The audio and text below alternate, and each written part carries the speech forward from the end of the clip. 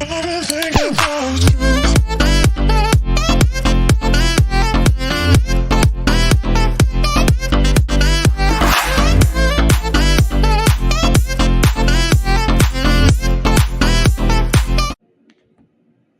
Ayan guys, slice tayo ng gulay kasi magulay tayo.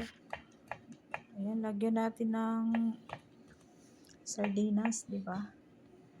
Ayan yung zucchini guys, at kalabasa, talong, at meron din siyang carrots, meron din siyang patatas. Ayan, so yan yung ating gulay.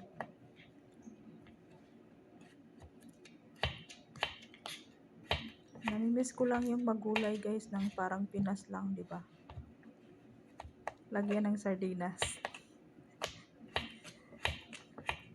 Kasi nakakasawa yung laging manok, di ba? Laging manok yung marag, gawin ng marag. Kaya nasawa na ako ng laging manok. Kaya naghahanap talaga ako ng gulay. So, magulay na lang ako kasi namimiss ko yung sari-saring gulay. Diba? Yung sari-saring gulay at lagyan siya ng sardinas or meron siyang dilis. Sarap siya pag yun lang ang ilagay. Lalo na may ginataan, diba? Sarap yung gulay na ginataan din. Pero ito sa akin guys ay igisa ko lang siya. Tapos lagyan ko siya ng sardinas. Ayan, so haluan natin ng patatas. Ayan, i-slice lang natin ng maliliit.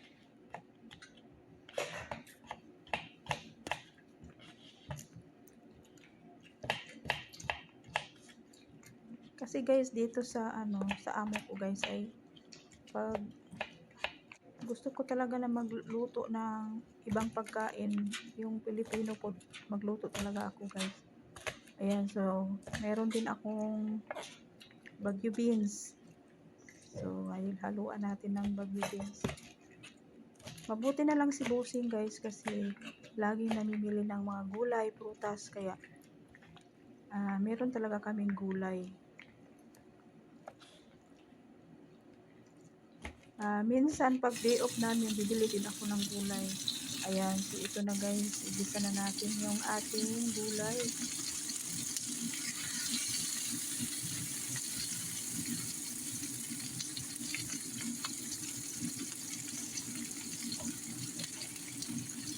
Ayan, so igisa muna natin una yung bawang at sibuyas at yung green pepper. Ayan, so ilagay natin yung beans, Baguio beans.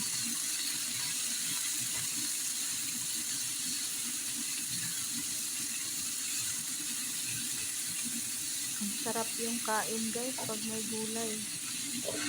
Ayan, so ilagay na natin yung lahat yung gulay, yung kalabasa, talong, patatas, at yung zucchini, diba?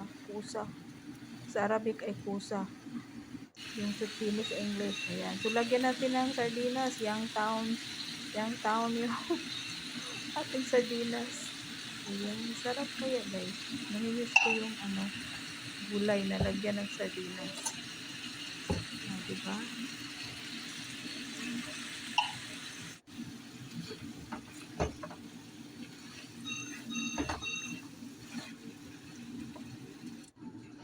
Ayan, luto na guys. Ready to serve na. Thank you for watching guys.